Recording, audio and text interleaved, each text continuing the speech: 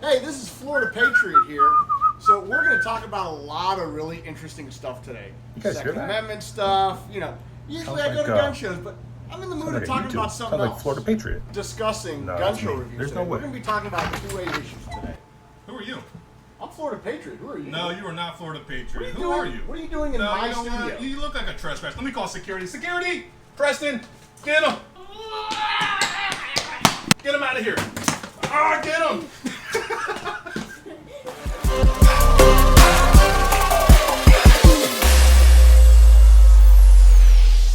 Hey guys, welcome back to Florida Patriot. Today I got a surprise for you. Today we have none other than Florida's director for Gun Owners of America, Louis Valdez. Louis, I want to thank you for everything you do. I want to thank you for taking time out of your day to come to my home and do this interview. So, thank you.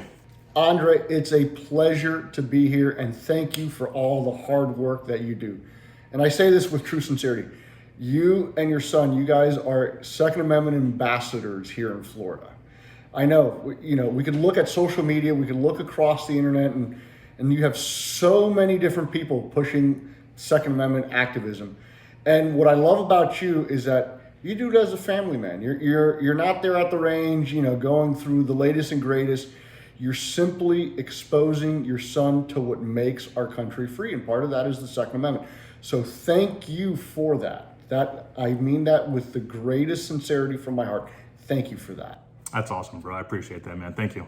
All right, Louis. So before we get started, I just want to give you a chance, give you an opportunity to talk about yourself. How long have you been involved with the two-way community? What started your passion with the two-way community? And what is it you do now with Gun Owners of America? So my involvement and my passion started really when I was a kid. I kind of grew up around firearms. I'm the first in my family to be born in the United States. My family fled communist Cuba in 1961. But part of that, my father was an avid outdoorsman. He was an avid hunter, an avid shooter, an avid collector of firearms, and he was a police officer. I became a second-gen officer. I followed in his footsteps.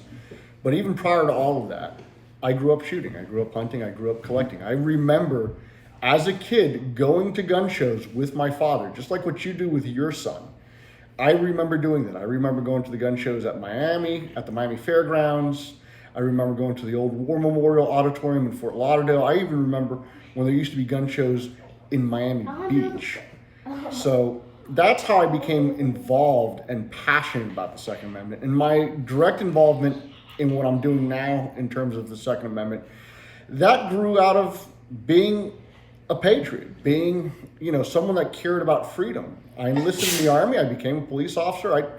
I rose my right hand. I took that oath to uphold and defend our Constitution, our way of life. And I continued that. I was in law enforcement for 15 years. When I hanged up the badge, I was already in communications with Gun Owners of America just as a normal Florida citizen. I wasn't in any way looking to them to work for them.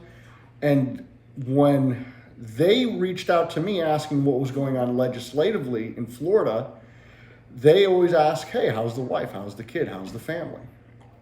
And when I told them that, I hanged up the badge, I'm looking to go private sector, they immediately said, well, congratulations, you are our Florida State Director. We want you to run our operations in Florida. And it was literally one of those where I was blindsided. I was like, there has to be someone better than me to do this. But they were adamant. And I took that just as I took my oath. I took it very sincerely. And I am here to represent GOA's members in Florida. I don't speak for GOA members. I don't speak for gun owners.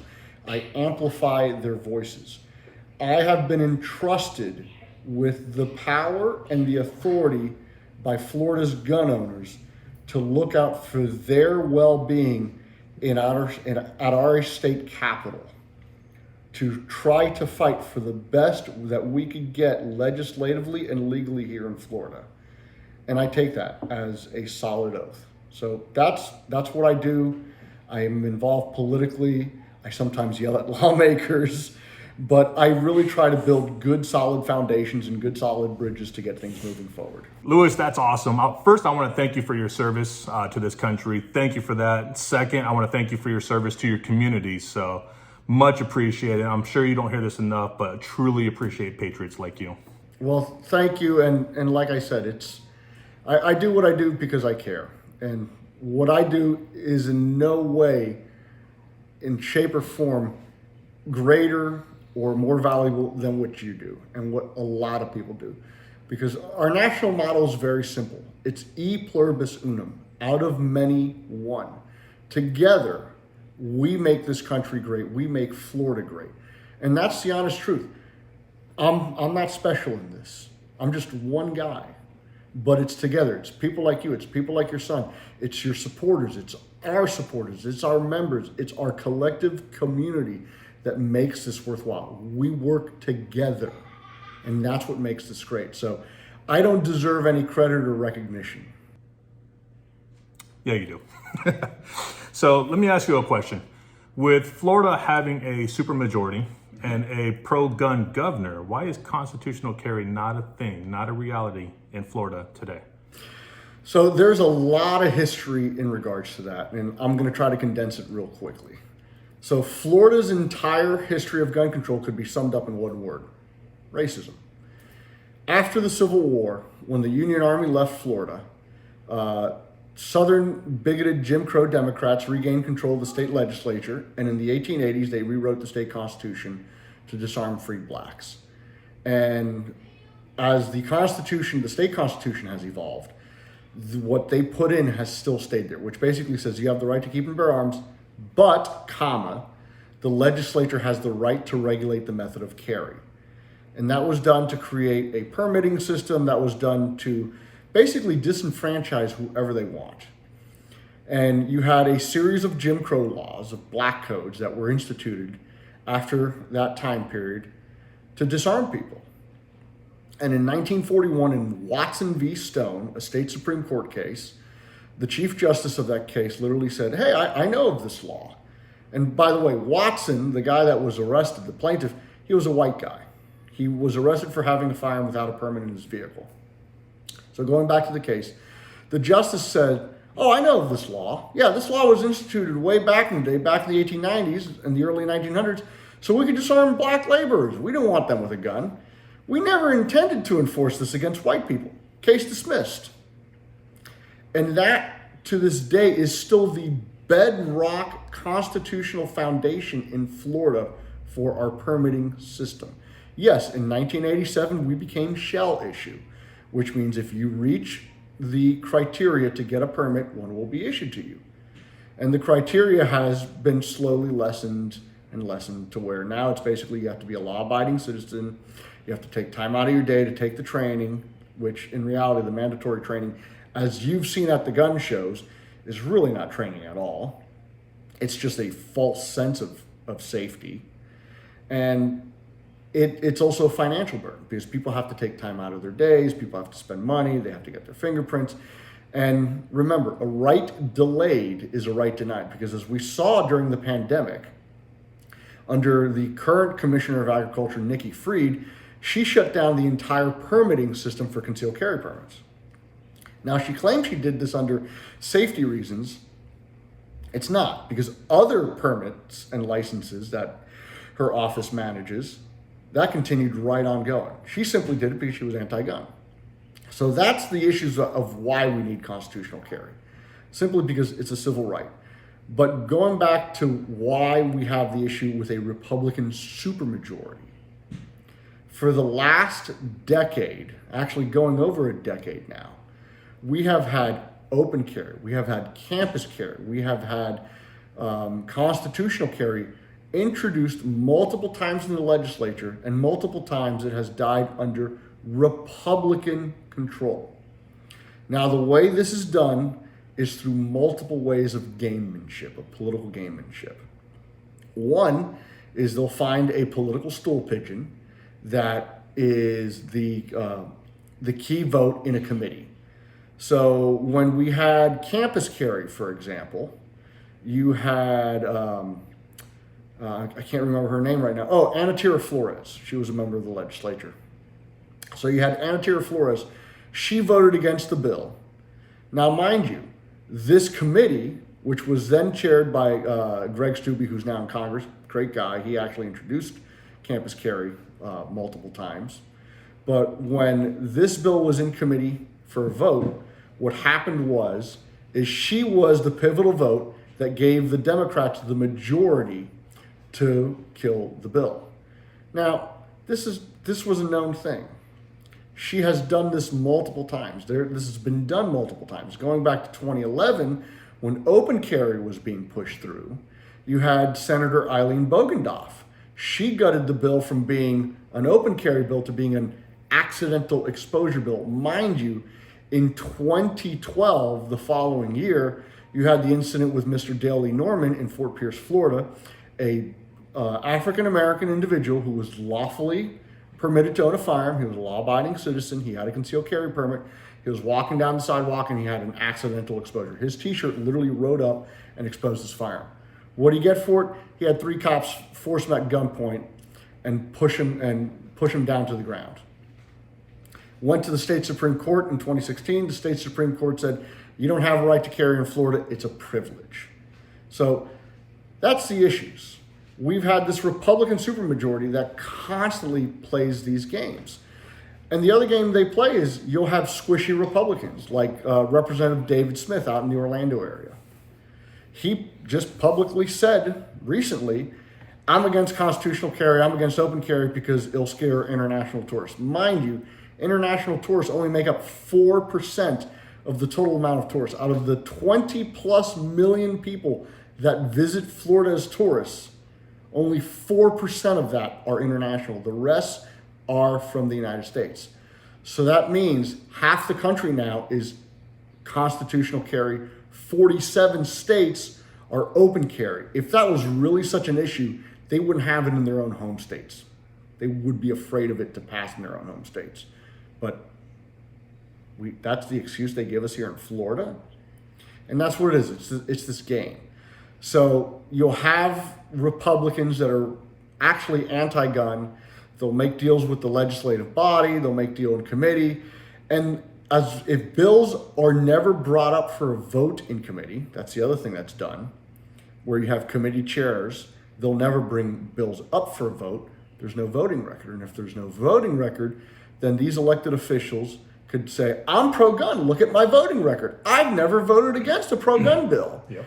And that's what happened last session. You had Representative Chuck Brandon. He was the committee chair where constitutional carry was assigned to. He never brought the bill up for a vote. Again, if there's no record, these guys walk away scot-free. And with the last 3 years especially, you had political infighting between the legislative leadership and the general membership of the legislature. You had Wilton Simpson, who's the current Senate president, who's now running for Commissioner of Agriculture. He's the guy that wrote the Parkland bill. And the Parkland bill gave us the under 21 purchase ban. It gave us a bump stock ban that is so ambiguously written that it goes after binary triggers. It could even go after a gunsmith for putting a lightened trigger pull in a 1911 pistol, because the definition of part of that statute is if it makes the gun shoot faster. Well, if I have a Glock pistol that has a 9-pound trigger and I put a 3.5-pound trigger disconnector in it, it technically shoots faster. So I've technically violated that law. And on top of that, red flag laws. As we know, it violates our Second Amendment, our Fourth, and our Fifth Amendment rights. So he in no way would back constitutional carry as the Senate president. Why? Because if he did, then he's basically publicly admitting that gun control is a failure. On the House, you had House Speaker Chris Sprouls. Chris Sprouls and the representative who introduced constitutional carry for the last 3 sessions, Representative Anthony Sabatini, they publicly butted heads. Sabatini aired dirty laundry of the political infighting in the legislature. Sprouls basically told every member of the House, if you back Sabatini's legislation in any way, shape, or form, I'm going to make sure whatever pet project you have is dead. And we already had independent confirmation of that. We had Representative Michelle Salzman up from the Panhandle. She basically was caught on an open microphone saying, yeah, I support the Second Amendment. I'd like a Bradley fighting vehicle in my front yard, but it's not the right time. Why? Because the legislative leadership's against it, and I'm not going to bite the hand that feeds me. She independently corroborated what we've been saying. The governor, love him. He's backing it. He's pledged to get it signed if it reaches his desk. Well, here's the thing. The governor cannot make legislation magically appear. That has to be part of the game of quid pro quo with the legislature. If the legislature wants something to get to his desk, they control it. So if the governor wants constitutional carry on his desk, he has to agree that he'll sign something the legislature wants done. And we've already seen this. We've seen this multiple times. The last pro-gun bill that Governor DeSantis signed was the church carry bill, which basically all it did was it removes churches and any religious institution from a gun-free zone, the automatic classification of that, to giving them the right as private property owners to deem themselves to be a gun-free zone or not. And that took multiple years to get to his desk. So how can we get this done? Real simple. I need you, the viewer, to put pressure on your elected officials. No more, no less. The squeaky wheel gets the grease. You need to call your state rep and your state senator, and you need to tell them, this is what I want. I want this to reach the governor's desk. Sabatini's gone. He wasn't running for re-election. Chris Sprouls is gone. Simpson is gone. They're all term limited. Sprouls, I believe, is retiring. As you know, Simpson is running for Commissioner of Agriculture. So we have new leadership coming in. It's going to be in the House. House Speaker Paul Renner, who we have on video saying that he basically supports constitutional carry and he wants it to pass the House. And Senate President Kathleen Passidomo. That's going to be the new leadership. Passidomo, you guys are going to need to put pressure on, because earlier this year she said she'd rather be a 2024 ballot initiative because her donors on the coast, she's down in the Fort Myers area. She said that her rich donors down there, they're against it. Her inland donors are for it. So she's not going to touch it with a 10-foot pole. She'd rather it be a ballot initiative. Basically, she's trying to shrug off any responsibility. But again, the governor wants this done. He wants to make it a legislative priority. But he could only do that if you put pressure. So again, contact your state rep, contact your state senator, contact Paul Renner. He's the incoming House Speaker. And contact Senator Kathleen Passidomo. She's the incoming Senate President. So that's where we are right now with it. That's why it hasn't advanced. You have a lot of political gamemanship. You scratch my back, I'll scratch your back. And a lot of it is also just, it's ego. But that's where we're at. Yeah, I agree. You touched on red flag laws, and just want to throw a statistic out there. Here in Florida, since 2018, we've had over 8,000 guns confiscated. And those guns can be confiscated for up to 1 year. Most are given back. But still, just think about it. You have the government come in and take anything. It doesn't have to be a gun. It could be your car. It could be your phone. It could be any possession you have. And then you have to prove to the court that you should have your item back. And like I said, most of these items are given back within 1 year, but still that's not the point. The point is that the government shouldn't come in and take your possession without your due process first. So here in Florida, since 2018, 8,000 guns have been confiscated, and then the person had to go prove that that's their possession. And in most cases, the court sided with the people and gave their possessions back. So in my opinion, it's another overstep, another overreach of the government. I wholeheartedly agree. The biggest danger with red flag laws is, again, it's a violation of due process. And secondly, it doesn't solve what it was intended to solve. Red flags was passed as a Band-Aid to cover up political malfeasance by the Broward County Sheriff's Office, the Marjorie Stoneman Douglas School Administration, the school board, and even the Obama administration. What a lot of people don't realize is we already have a law in the books. It's called the Baker Act law. And when I was in law enforcement, that was a very useful tool. What the Baker Act law basically says is if an individual is mentally ill or believed to be mentally ill, and they refuse to seek voluntary treatment, and they are a danger to themselves or others, and that could actually be carried out, then they could be detained for up to 72 hours and transported to the nearest mental health facility for evaluation. So literally, if I was crazy and I'm running around with a kitchen knife in my house, going after my wife and kid, and I'm saying, I'm going to stab you, I have the means, the motive, and the opportunity to carry out that threat. And law enforcement was called, and they witnessed it, and I said, nope, I'm not going to the nearest hospital. I don't want to get treated. They could detain me and take me for a mental evaluation, and I could be held for up to 72 hours. Now, what does that do in regards to red flag laws? All red flag laws does is it takes a person's firearms away. If they're actually crazy, if they have the means, the motive, and the opportunity to carry out a threat, then guess what? They're still loose in public. You haven't removed the threat from society. Yep. They're still a danger. Because I don't need a firearm to commit violence. As we've seen, I could use a motor vehicle, I could use a blade, I could use a knife, I could use a baseball bat, I could use a padlock, a chain, a gallon of gasoline, and a book of matches. So red flag laws don't do anything to stop that. And furthermore, again, it's a violation of due process. You are having to take your time and your money to prove your innocence in court, when the entire basis of our legal system is innocent until proven guilty. Now, I'm sorry, that's not what I was taught in the police academy when I went through it. I had to build a case, I had to gather evidence, and I had to show that preponderance of evidence to show that the individual that I'm formally filing charges against, that there's reasonable belief that this person committed a crime. That a normal person could read this evidence and go, yeah, you know what? Yeah. And then it's up to the state to prove guilt before a jury of that individual's peers.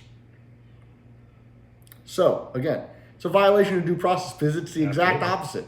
It's making you go before a judge and prove your innocence. And yeah, do we have cases to where, hey, it's flabbergasted, it's ludicrous, and the judge goes, yeah, this is crazy, we're throwing it out, you get your stuff back. It's still a violation of your rights because you have to spend the time and money to do it. You brought up a good point with the Baker Act. At least you're sent to a treatment facility that can help treat whatever underlying issue you have. With the red flag law, they take whatever object they deem dangerous at that time, and you're still loose in public. You can still commit another crime. You don't have to have whatever they took. You can still, like you said, you can still use another object to commit whatever heinous crime you're trying to commit. So very good points. I appreciate that. Want to ask you something else. GOA is currently litigating a bunch of cases in courts all across the nation right now. What do you think are some of the more important cases that we need to go the way of the 2A supporters? There's a lot of cases to really look at, and the list grows more and more. And sadly, I don't have that list in front of me, and I would go nuts if I try to memorize it all. But here's the fact. With the latest Supreme Court decision, the greatest victory in that is that now the shoe's on the other foot. We are on the offensive. We're no longer on the defensive in terms of our rights. And the most important thing is it further corroborated what has been a known fact. The Second Amendment is an inalienable right. It's a right you're born with. Remember, folks, the Constitution doesn't grant you your rights. All the Constitution does is it enumerates your right. It specifically lists certain rights are so important that the government cannot mess with them. The founders understood that. We understand that. I know you understand that. But we got some people in government that doesn't. But the end result is this. We are now pushing the Second Amendment as what it is. A true individual civil right. It's no different than the right for freedom of speech, your right of freedom of movement, your right of religious belief.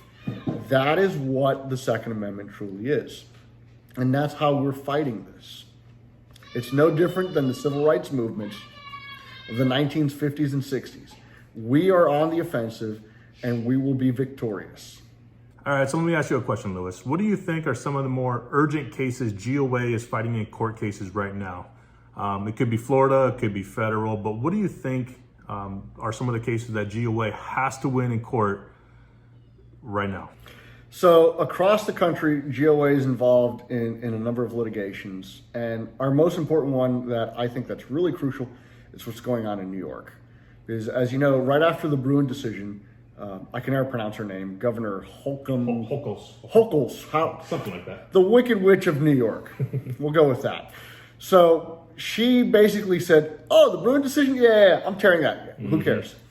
And I'm declaring the entire state a gun-free zone, even though specifically in the Bruin decision, Justice Thomas in the written opinion said, nah, you can't do that. You can't declare the entire island of Manhattan, for example, a gun-free zone just because, hey, 8 million people live there. It doesn't work that way. Yeah. So right now we're fighting that. And that is going to be very crucial because it's going to set the tone and the judicial standard on where the Second Amendment goes from here on out in terms of fighting things in the courts. Because the Bruin decision basically said, in the most simplest terms, is did this version of gun control exist in 1791 when the Second Amendment was ratified? Yes or no? Did gun-free zones exist? Did age restrictions exist? Did purchasing restrictions exist? Did restrictions on carry or locations exist? Did type restrictions exist? That's the basis of the Bruin decision. And with what New York has been trying to push legislatively, with basically saying that, oh, okay, so we can't do a may issue permitting system where we determine if you deserve one or not. Now we're going to do a moral classification. Now we're going to make requirements of, we want to have your 3 years of social media posts, or we want to know where you lived in the last 100 years and what your bank account's like, and are you in debt, and this and that. You know, they're trying to replace one version of gun control for another. And at the same time, they're just trying to push things like all these ambiguous gun-free zones, basically declaring Times Square as a gun-free zone, you know, one of the most visited spots for tourists across the country. How many Americans walk through Times Square as tourists? So now the state of New York is going to declare it a gun-free zone. So that's what we're fighting. That's why that's important. And again, this will set the tone on how things are going to go forward, because other states are going to realize, yep, if it didn't win in New York, it's not going to win here. So that's really what I'm focusing on. And we have the legal eggheads up in Virginia that they're far more versed in this than I am, so they can give you a lot better answer. I'm just a guy with a high school diploma. But, you know, I did watch Schoolhouse of Rocks on how a bill becomes a law and how the judicial system works. So if I could figure it out, I think our lawmakers can. Some of them just don't want to. But again, that's what's important, especially the case in New York. And we have a bunch of other cases going on. We're in the process of filing other cases. There's things going on across the country. We just had a victory in Pennsylvania where, I forget if it was in Philadelphia or if, what's the other big city in Pennsylvania? You have Pittsburgh. I forget if it was Philadelphia or Pittsburgh, but they tried to push something. And basically the courts there just said, nah, this isn't going to fly under the Bruin decision. Sorry. So we achieved a victory there. And it's, again, going back to our national motto, e pluribus unum, out of many one, what a lot of people think are these small little victories, they're going to build up and it's going to snowball into a really big victory, because that's what's been going on legislatively, and that's what's been going on judicially, and that's what's been going on in terms of public opinion. If we go back 22 years, back to 2000, half the country wasn't even shell issue, let alone constitutional carry. If you told me in the year 2000, hey, half the country is going to be constitutional carry, I would have been like, get out of town, you're crazy. Mm-hmm. Yeah. But look at how much momentum has built in freedom and liberty and things advancing towards that. So it's going to happen.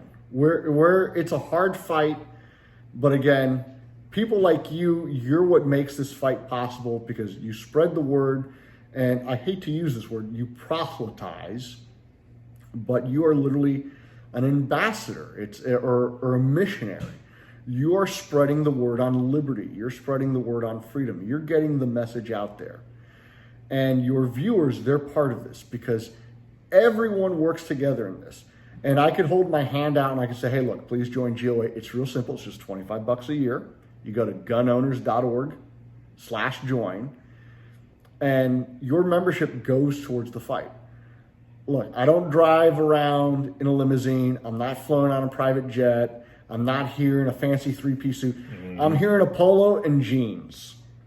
I drive around my POV, my personally owned vehicle. And I go from Pensacola to Key West and everywhere in between to spread the word and help fight the good fight. And a lot of GOA does that. And a lot of other people do that. Even people that aren't officially part of GOA. And again, like you're out there fighting the fight. Everyone does this together. And that's what's important, is we all come together. So court cases, same thing. We're all working on this together. And you're going to see a lot of stuff advancing. But I think, back to the question at hand, New York. I think the New York case is crucial. We really need to watch that. Absolutely. I couldn't agree more.